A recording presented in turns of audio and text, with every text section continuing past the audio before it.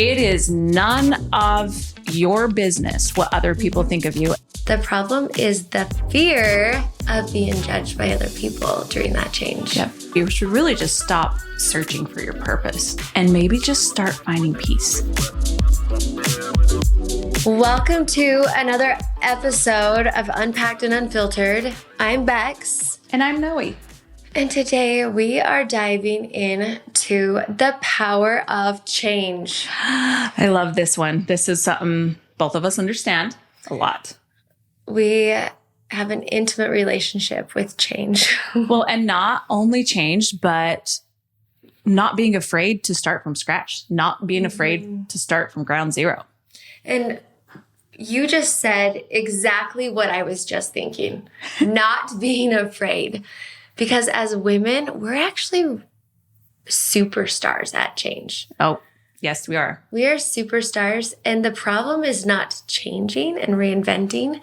The problem is the fear of being judged by other people during that change. Yep. I don't know if this is the time to just dive straight into this. But I saw this video the other day that said it was a man talking to a younger girl. He was hosting this event and she's like, well, what do I do when I am afraid of what everybody's saying behind my back and what everybody's saying about my social media? And his response was, it is none of your business what other people think of you. And it is none of their business what they think of you or what you think of them. Like, it is about your purpose on this life. On this planet, in this life. Like, it's about your mission. It is not about what anyone else says. And it's none of anybody else's business. And if your business is to be authentic and be all over social media, that's your mission. Isn't that such a hard thing to learn, though? It's so hard. It is so hard. Okay, think about how many times you had to learn that. Oh. What was the hardest time that you had to learn that? Like, of all the experiences you went through, when was it the hardest to learn that one specifically? I think I know what you're going to say, but I want to hear what you're going to say. Honestly, it's been the last year. Has it really? I did not think that's what you were going to say. Well, okay, maybe the last 2 years. So it was the guilt behind living my best life and traveling and embracing this life I'm in after losing all of my kids. Oh my God. And like every time in the beginning of this year when we first did our first trip. Yes. And I'm like really exploring my true freedom.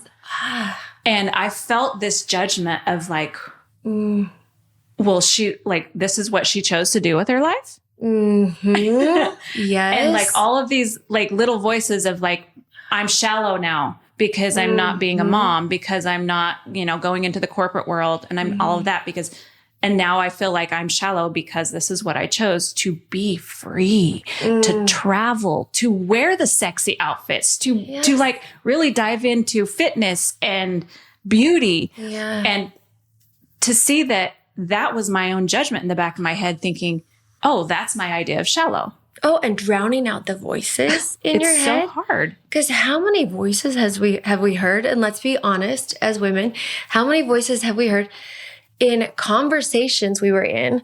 So we would sit down as women and we would hear them judge other women. Yes. And so now we are those other women. We are. Well, and and not only that, those voices are a direct reflection of ourselves. Like it's what we're judging ourselves. It's not even other people actually saying it. It's our own psyche. Yeah. It's so stuck in our psyche. Like things that we heard said in all those circles, our psyche, like, she's too old to. Yeah. Who does she think she is? She's dressing like a teenager. She's doing this. And I'm like, so in your psyche to shut that down and put that back and be like, okay. Yeah. This is who I am. I have this one life. I'm living it. Like, they're not living my life. Nobody else is living my life. Yeah. I am the person that's going to live it. And owning that. Yeah. Is so fucking hard. It's hard. It's not easy. It's hard to just drown out the background noise. And there are a few practices. I can even give a few, like how I taught you how to shield.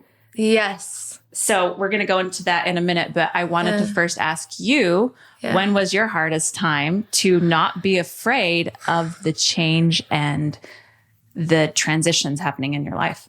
Oh God. I'll cry. Let's do it. It's real. It is real. God, that's a tough one. I think divorce for sure. Divorce is hard. You know, because I think you trust that person. And then it's realizing like the things you thought and the ideas you had were wrong, you know. And I think owning that, and also knowing, I think losing people, you know. Yeah. And I think not necessarily that person, but your community that is tied to that person. Yeah. I mean, it was one thing losing a community with religion, and I thought that was difficult. And it was. No, that was so difficult. But I think it's a different kind of hard. Yeah. You know? It is. So yes, I don't know. That's hard. And I think it's I don't know, guys. You do. There's so much you know because of what you're expressing. Yeah. What is the... And doing it with an open heart and trying to stay in that space of... But then owning that maybe you're not always in that space of like love and acceptance and everything, that sometimes you go into an ugly space. Yeah, you do.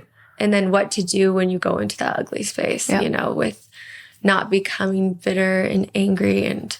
Well, and number 2 on that, not guilting yourself for being in your shadow. Yeah, that's true.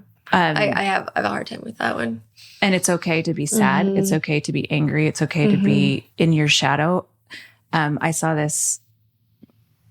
Well, I actually posted this a few years back when I was really in a really dark space with the kids. Mm-hmm. And it was like the only way out of a cave, the only way to see what your light truly is when you're in the cave with your shadows. Mm-hmm. And I was just like, oh my God. Like that's like when something sparks you and you're in the darkest of times and you just cling on to that light and you let it show yourself out of the darkness. But you have to be in the darkness to see your light sometimes. Mm-hmm. And you have always had a way of bringing sunshine into other people's lives, or like accepting people exactly where they are, even if they're in, you know, phases that are not aligned with your own. Yeah. And I think that you deserve the same level of acceptance with yourself. And I think you hit it on the head there when you said with yourself. It's like diving into that space. And we go back to like not caring what other people think. It's diving into that space where you're like, the person I have is me. Yeah. You know, and that's who I have. And I think it goes back to like, especially being raised as one of so many children and like always feeling like too much or not wanting to take up space. Yeah. And it's like, oh, I am too much again, you know, like too much for my family and my community, too much in relationships, like, and especially like, and feeling that like a repetitive pattern in your life. Yeah. And then once again, being like, it doesn't matter because I'm not too much for me. Yes. And going back and turning back, like I need to be okay with who I am and love myself and not be too much for me. Yeah. And owning that space and loving yourself that, okay, but I can love me and I cannot be too much for me, even if I'm always too much for someone else, you know? Yeah. And it doesn't matter to anybody else or the rest of the world because nobody else will live my life. Yep. And that includes going on trips. Yep. And that includes wanting to dress up even when I'm 95. Yep. And being and pretty. I will like, be 95. You know what? If you want to let your tits out when you're in your 80s, fuck yeah. Yeah. And like, I won't do it. I won't do it for the sake of sponsorship right now. Like for sure. But yes, being safe wherever you are, like whatever journey you're in, you're like, you know what? Right now, I feel like a raging bitch. So what? Yeah. Like, last night, Well, it was a full moon, and I do have a Scorpio moon, so I'm blaming it on that. Although I'm a Cancer, I'm like, there's a Scorpio moon, so maybe that was it. I felt like a bitch, and that's not a common thing for me. It's not. It is so not common with you. That's so rare. I have only seen it maybe one time in my whole life. You would have seen it last night. Oh, I didn't see it last night. You would have. Oh, yeah. Yeah. So, I would have been like, oh, can we mic you up right now? You should. If you can microphone vibes. Like if you it would have been a viral mic vibe for sure. So our users would have gone up to billions, I'm sure. How many billions of people are on the earth? Everyone. I'm just kidding. But to be honest, we are not the hater type. Like I feel like a lot of people get a lot of attention from being haters or being like super negative when that's like the exact opposite of us. Like we get so much excitement from just watching people shine and being wild and I was silly. Like, I see someone drunk up on stage making a fool. I was like, go, you're living your best life. You go. It's like when we were in Tulum, everybody's got the rag or their napkins in the air and we're all like shaking our asses, cheering each other on. And that's just, we'll be the first one to cheer on someone else. Yes. What is the hardest part of starting over right now? I think the hardest part, is being a beginner. Yeah. Being a beginner. And I think this goes for all people in all cases, whether it be starting a job, whether it be people not knowing where to start. Or living in a new city. Yeah. New city. And not people being afraid to be a beginner. Yeah. And not wanting to be the new person in the yoga class, the new person in anything. So real. Right? It's so real. Being uneducated in the area is something really hard for most of us. Okay. I don't like being stupid. Do you? I don't like being stupid, but I am the type that I'm just like, you know what? We're in acting mode today and we're going to pretend like we are the best at what we do. Yeah. I'm not a very good actor at that anymore, but yes. Well, and you can look like a complete idiot doing it. So, well, I can because I'm blonde. Well, yeah, but you're the smartest blonde I know. So let's be real. I'm like, I feel like an idiot next to you a lot of times when we're traveling and trying to figure out like little things. And I'm like, I don't know. I'm like, I got nothing. Like, let me ask Chat. Chat's become our new best friend, to be honest. Oh, that's how, we're a beginner at life, at everything. Yeah. It's not a comfortable thing. It's not. But can you imagine if you just were not afraid to start? If you're not afraid, literally everybody's a beginner at something. There was a first person to invent the light bulb. Yep. There was a first person to invent the internet. There was a first person to... think of like even in medical, first person to do surgery. Imagine the first person to cut a body open. Yep. That guy probably had like serious issues. That's what I was thinking too. I wasn't going to say because he was just so nice. Open, but I don't want to kill him. I don't try to look up the history because I'm probably going to feel really bad about it because you know me. I'll be like, oh, I can't believe I said that about him. I feel so bad. So I'm not even going to Google that or look it up. But yeah, the beginning thing is because I was real. Like, I want to cut a body open, you know? Hold your breath. Hold your breath. Wait, what if I could take the pain away? Because he probably was just so nice and wanted to help people. Yeah. And now I'm like, seriously, you got issues. Who wants to cut someone open? Oof. And imagine the first trials. Woo-wee. Yeah. So that was a fun dark Halloween, like little squirrel. Maybe that's where Halloween came from. Oh, yeah. I don't know. Okay, guys, none of this is factual. So do not repeat any of this information. We're doing so good. We are. Yeah. But if you're not, you have to be a beginner. And to go to that class and to be a beginner at yoga, even like the best yoga teachers went to their first yoga class. Yes. And I'm saying yoga because you're so awkward at your first class. Yeah. Oh, yeah. And you're not like, flexible. Downward dog. And you're like, what the hell is a downward dog? Like, what was that? I've only been to 2 yoga classes ever. Did you know this? No. Okay, that's actually a complete lie. Because I went to a yoga retreat I just now remembered about in my brain. Yeah. And there was a lot of yoga going on there. Well, it is a yoga retreat. Yeah. Okay. So aside from that, and I loved it. Yeah. I loved it. There's one in Portugal I want to go to that I'll show you later on. Let's do it. Okay. I'm down. Anyway, so. It comes right back to fears of being judged with being a beginner. Because think of this. How many new projects have you started on your own that nobody knew about, or that say like you're investing, or like whatever you're doing, you're like any of your little side passion projects. You weren't afraid of failing when it's behind your closed bedroom door. Right. It's really just a fear of being seen, a fear of being judged, a fear of all of those things. So it's like really shut everybody out. Go into your bubble. Don't be afraid of failing behind your bedroom door. Oh yeah. Try new stuff in the bedroom. Yeah. Just saying. It's that's exactly right. How do you become a professional at anything? Exactly. Practice. Maybe that's what your next thing is. I'm going to go into this too. Like when I say practice, you know that phrase when you're a kid and you're in like band or orchestra. For me, it was orchestra.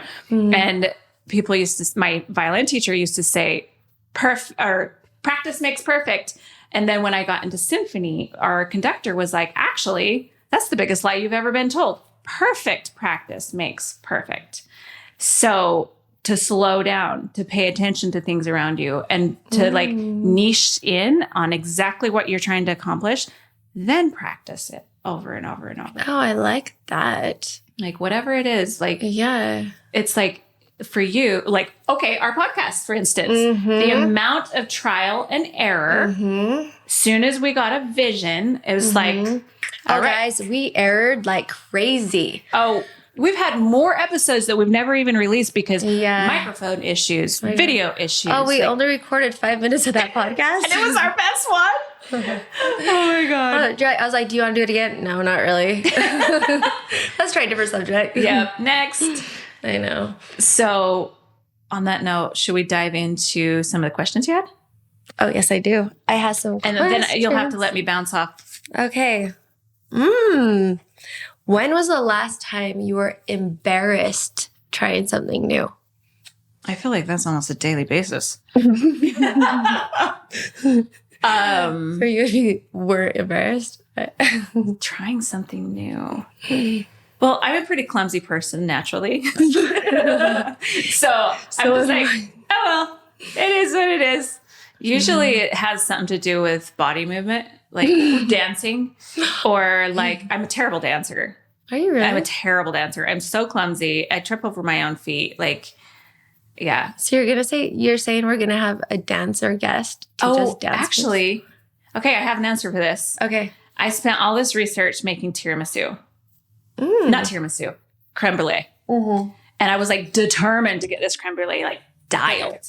And I like did all the little steps. I like got all the luxury ingredients, and I had it like dialed. And I get this creme brulee all done. I slice the berries, put it on top, and I give it to a friend to try. And I'm like, oh, I'm so excited. We're going to have this creme brulee moment with tea. And they bite into it and they're like, They're like, it tastes like milk. It was awful? It was awful. I forgot the salt. It was awful. Serious. It, like everything else was so creamy. Sad because I love creme brulee. It was, the texture was perfect. It really was awful. It wasn't like, okay. Oh no. Like imagine creme brulee without salt in it.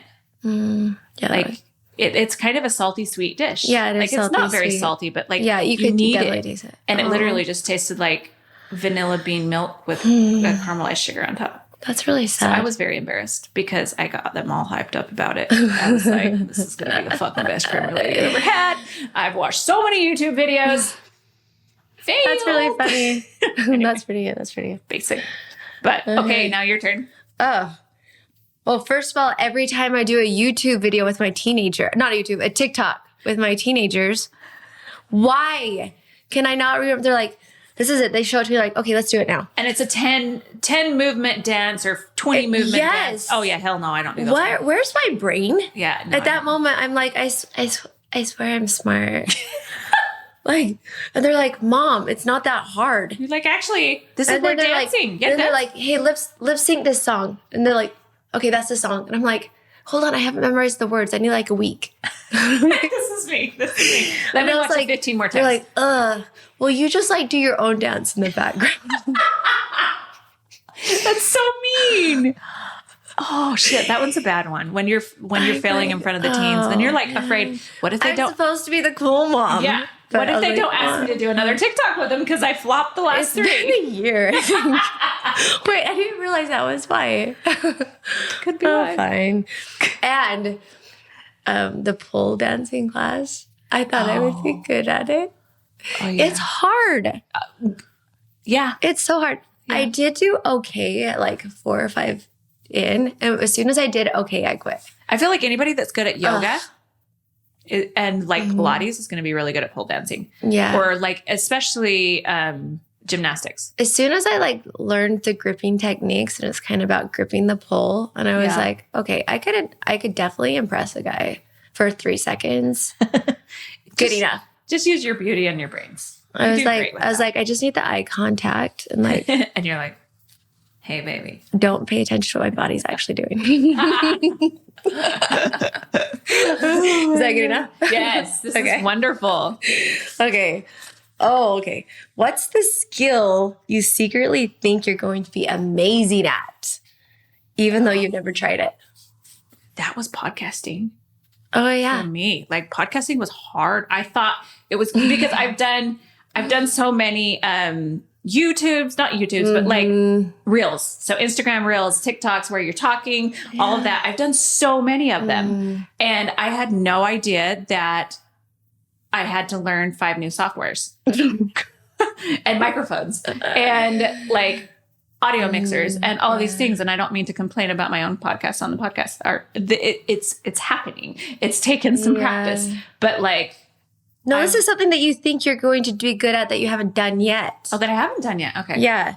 That you secretly in your head, you're like, I'm going to be so good at that, but you haven't done it yet.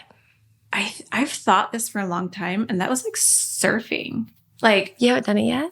No, but like, we are literally taking surf lessons together. We should. I'm going to schedule it. Like, when I first tried it with the little board that has the roller underneath it, it took me a little bit to get the concept of it. But like when you can feel balance under your feet and you can work with, I'm the most unbalanced person on the planet, but like I was actually catching on pretty quick. So I'm like, that's something I would love to learn, even if it's like wakeboarding or like whatever. Yeah. I think it would be so fun to try. Okay, we're taking it. My kids all caught on so fast to surfing. And I not even thought in my head, I have dreams about surfing. Like, I know I'm a surfer. I cannot surf. Have you tried it? Yeah. Oh. I took lessons a couple times. So maybe I'll flop too. No, you're not going to. I'm putting it out in the universe. You're not going to because I'm going to live vicariously through you. Well, I may die a couple of times, but we'll come back. Yeah, I'll resuscitate. Yeah, perfect. Deal. Okay. Ready for the next question? Yeah. Okay. Ooh. What's one thing you low-key are thinking about starting, but you have never told me about? Secrets. Secrets that you're keeping. Me and my boyfriend have been talking about writing some duets. Have you really? Yeah. We've picked out 2 songs that we want to like. I want to write the female part to it. We have these 2 songs that we both like. They're just our songs, and he's an incredible musician. Like, has been a part. I sent you the list of the bands he's been in. Like, stupid amounts of bands. Like, he's incredible at writing music. He's an incredible guitarist and drummer and all of these things. He's great with lyrics. And I'm just like, and I've always been very passionate with music. And that was kind of like my whole. I have never heard you sing before. So I made a little micro album for Lester when we were married. When I was pregnant with Darren, and it was good. I felt like it was good. Okay. And then when like Darren would cry in the car, I'd turn that on and he'd go right to sleep. Like there were so many times recording that I would like pass out or go like throw up in the bathroom. I was like, gotta go. But like. So like that was when I was pregnant with Darren. But yeah, I have completely steered away from it for a long time. And that's kind of something that him and I have been talking about. So we really are going to have a singing podcast one day. I'll talk and you sing. Yeah, probably not. What if like every response you gave me had to be in song? Oh, in song form. I don't think that was singing. It's out of Moana. Is it really? The big crab. Yeah. You want me to talk about myself? Let's do it in song form. Okay. I'm thinking about doing scuba dive lessons. Ooh. But it secretly terrifies me. I want to do it with you. Let's do scuba together. Done. But we're not doing a duet album together though. Is that okay? Oh yeah. But we can't do scuba diving together. Scuba is going to be one of those ones for travel that is so necessary. I know. Do you know what I'm scared of? What? Being cold. Yeah, and that's hard when you live in St. George in winter. I hate being cold so Me much. too. I love it when, like, in the not Galapagos, in Barbados, when the water was so warm. Oh, I know. I was in heaven. I could have been out there all day. My pool is heated to 96 degrees right now. Yeah, and it's usually 101. I know. I turned it down. And it's like year round. I was thinking it was obsessive. It is a little excessive. So I thought I would try to normalize the situation and turn it down to 96. So you could practice in your pool. I am. That's why I turned it down to 96. That's practicing. Practicing being cold. That's why I practice. I love that. I know. All right. So starting over. The power of starting over. I think one thing that I want to address with starting over too is starting over is something that almost there's more power to it as you get older. Oh, 110%. I think especially as women, because now you have the experience and you have the intuition that you gather with age. Yep. And you have a lot of information that you've collected throughout your years too. It like ways to talk yourself through things. And you can reinvent yourself as many times as you fucking decide. Yes. And it's okay. Yes. It's actually really beautiful. It's exciting. Yes. One thing I love is when I run into someone and they're like, oh, I'm just going back to school. Oh, I'm just doing this. And I'm like, I love that. Yeah. I love your story. I love that you're doing something. Yeah. I'm taking my first trip and I'm 6 years old or whatever. So yeah. I think it's so beautiful. I think I'm weird. I don't like... My name is Noie and I'm weird. I don't like being at ground zero with nothing to work with, but I do love starting fresh. And when I say fresh, I'm not ignoring all of the lessons and all the facts and all the things you've gone through in life. I'm actually taking all of those, all the traumas, all the, the hard shit, the good shit, all of it, and holding on to the lessons, releasing the trauma. Yes. And then using that to build exactly what you want. Build what, for the first time, when I went through this, which was divorce for one, and then after the girls died for two, what do I want to do? I don't have to check in with 12 people to fucking decide what I want to do. So it's I would think about, I'm like, oh, I'm going to go up and be in the trees for a night or two. And I'd throw a mattress in the back of my truck and I'd go sleep in the trees. I'm going to go for a drive. I'm going to go, drive here for the weekend or go to Vegas for a weekend or whatever. And I did so many things like that mostly were in the wilderness that really fueled my soul. Yeah. And that's the beautiful thing about starting over is you can do it as many times as you want. Just don't forget the lessons you've learned along the way. You're gathering parts of yourself. Yes. You're calling back. I remember one thing that has always hit home for me, and I had read it in the book Factfulness, and it said one of the most detrimental things you can ask a child is, what do you want to be when you grow up? Oh, one of the best things you could ask is, what problems do you want to solve? And I think that's a good question. Yeah. As you're trying to solve problems, that's how all the big, things in the world have been solved. But I think another thing is, how can you come home to yourself? Yeah. And that's something that you can over and over as you're reinventing yourself, as you're putting pieces of yourself back together again. Yeah. Those can still show up in different careers. It's the person that went to school to be a physician and he realized that something else spoke to him as he got older. And it wasn't wasted time in medical school because he could still, use all of those things in being a doctor throughout. And now he's using that to be a musician. Yeah. Or to be something else that was calling to him. More human, Yes. What's the word? Humane. Humane. That's right. Yeah. See, this is where we do great together. She's smart. I'm a little plague kid. we just finish each other's sentences. But the thing that I love about that, what you said, is it kind of, this has been a thought on my mind a lot over the last year. People, like when I was a kid in first grade and they asked, what do you want to be when you grow up? And for me, it was like, I wanted to be a mom.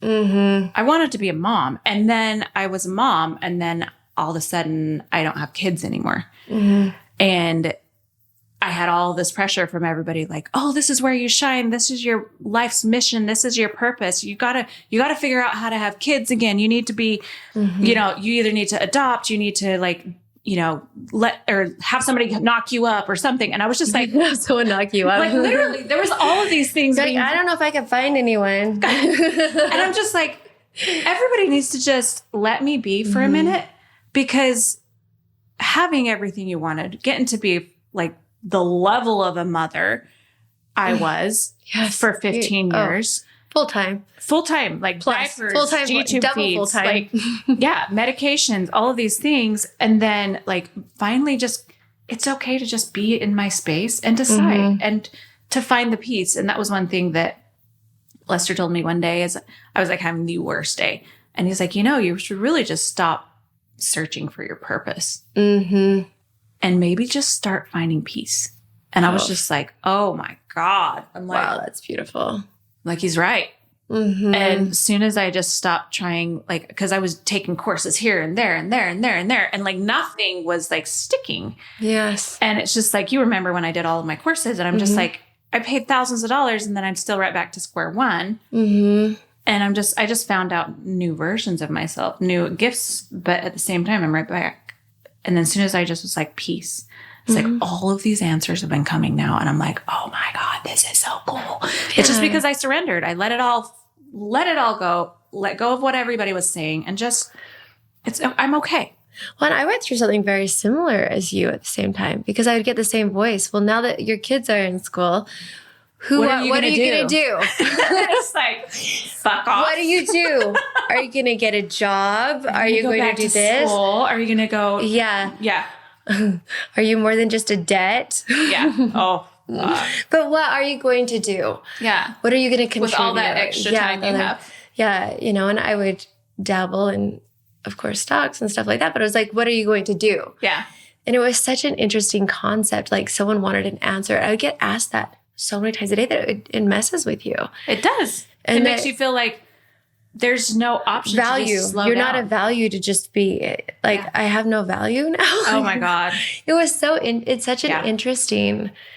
A lot of people in today's world think that you have no value if you're not bringing a paycheck. Oh. And I'm sorry. That. Everyone that thinks that can fuck all the way off. And I had this conversation with somebody close to me the other day. It was like, why is it they think, especially with women, if you're not bringing home a paycheck, you have no value? Oh, I've heard this so much. But like, okay, let's switch roles. Say the woman goes to work and a man's sitting at home. The kids are at school all day. What's the man doing? Is he doing laundry? Is he cleaning the house? Is he making meals?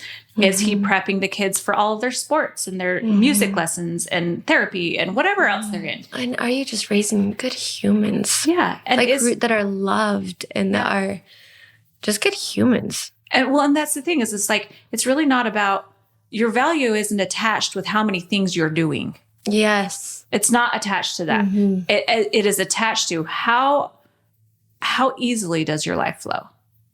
Like, in my opinion, that's like, if you are making life flow easily, that's what it's supposed to be about. It's not supposed to, it's supposed to be less stressful, not more stressful. Anyway, I completely, and value is how much are you working on you? Yeah. And how are you viewing other people? And are you helping them see the value in themselves? Yes. And I think that's a bigger part of what value are you playing in this overall world? Yeah. You know, and that's not monetary. Yeah. And I think that's something we miss as a species in general. Quite frankly, I don't even think it's like the more life I've lived, I really don't even think it's more how much are you giving? It doesn't have to be about that. It's how fulfilled and how complete are you feeling? Mm-hmm. And then by naturally being all the versions of you and calling in all of the fragmented pieces from you, giving yourself away for so many years to be fully you, you're going to Yes, it's a natural shine thing. It's a on natural everyone. process. It doesn't feel forced at all. Yeah. You feeling fulfilled, your light naturally gives. Collect all your pieces back so that you can just shine as yourself, and it's going to inspire other people effortlessly. And feeling that will help you get through starting over. Yep. Agreed. Help you get through the shit. Yep. That it gets messy and it gets hard, and it gives you also the bravery to do those tough things. And that's why I love that book from Mel Robbins of the Let Them Theory. I know it's such a popular thing and it has been forever. But before I found her book, I had connected with my spirit guides. I'm like, I was in a very, very toxic relationship. And I asked my guides, I'm like, how do I deal with this? And the thing they told me was, let him. And I'm like, let him? What do you mean? And they're like, let him. Let him be mad. Let him go raging off the deep end. Let him like use you as a punching bag. Let him do all of this. It's not yours to hold. It's not yours to carry. And if the same thing goes with starting from scratch, starting over, all of that. Let people say what they're going to say. Let people do what they're going to do. You stay in your truth. You keep going. You collecting your pieces. And anyway, and so when I found her book, I was like, what the? I'm like, you're like, they said the same thing. Same damn thing. Do you have the same guides I got? I know. Anyway, so what do you think about this podcast? You ready to wrap it up? I'm ready to wrap it up. Okay. Thank you guys for joining us. This was a very passionate one. Do not be afraid to start over and find a more powerful, beautiful version of yourself, because it's right there. It is. In the next decision you're going to make. Until next time.